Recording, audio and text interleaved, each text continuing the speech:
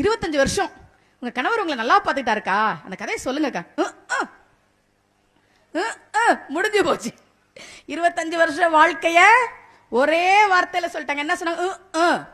தலையெழுத்து இந்த கணவர் கூட தான் இருக்கலாம், இந்த மனைவி கூட தான் இருக்கலாம், சொன்ன பேச்சு கேட்காத பிள்ளைங்க கூட தான் இருக்கலாம், சொந்த வீடு இல்லாம கஷ்டப்படணும். அந்த தலையெழுத்தை மாற்றி தடக்கூடியவன் முருகப்பெருமான்.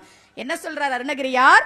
செயல்பட்டு அழிந்தது செந்தூர் வயற்பொழில், தேங்கடம்பின் மால்பட்டு அழிந்தது பூங்கொடியார் மனம், மாமயிலோன் வேல்பட்டு அழிந்தது வேளையும் சூரனும் வெறுப்பும், அவன் கால்பட்டு அழிந்தது இங்கு என் தலைமேல் அயன் கையெழுத்தேனர்.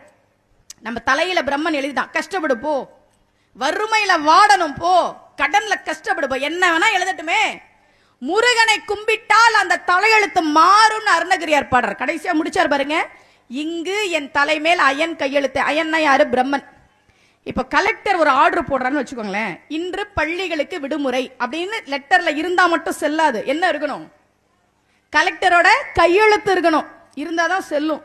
இங்கு என் தலைமேல் அயன் கையெழுத்தை பிரம்மன் போட்ட அந்த கையெழுத்தை அழிச்சிட்டானா முருகப்பெருமான். அழிச்சிட்டா என்ன அர்த்தம்?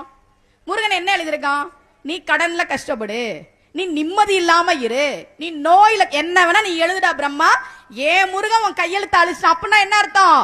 அது செல்லாது. முருகப்பெருமானுடைய அருள் இருக்கிற போது தலை எழுத்தை நினைத்து நீங்கள் கஷ்டப்படவே தேவையில்லை. ஏங்க ஒவ்வொரு வருஷமும் திருச்செந்தூருக்கு கூட்டம் வருது? நான் 10 வருஷமா நேர்முக வர்ணனை பண்ற திருச்செந்தூர்ல ஒரு வருஷம் கூட கூட்டம் குறையவே இல்லை. இந்த வருஷம் தைப்பூசத்துக்கும் நேர்முக வர்ணனை பண்ணேன் சன் நியூஸ்ல, அறுபடை வீடுகள்ல. கூட்டம் எவ்வளவு கூட்டம்! இவ்வளவு கூட்டம் இருக்கு, போகணுமான்னு எனக்காவது மக்கள் நினைக்கிறாங்களா? ஏன் வராங்க தெரியுமா? ஒரு முறை திருச்செந்தூருக்கு வந்துட்டு போனா அவங்க வாழ்க்கையில நிச்சயமா மாற்றம், முன்னேற்றம் தான். அதற்கு நன்றி சொல்லத்தான் அவர்கள் ஒவ்வொரு வருடமும் முருகப்பெருமானை தேடி வருகிறார்கள்.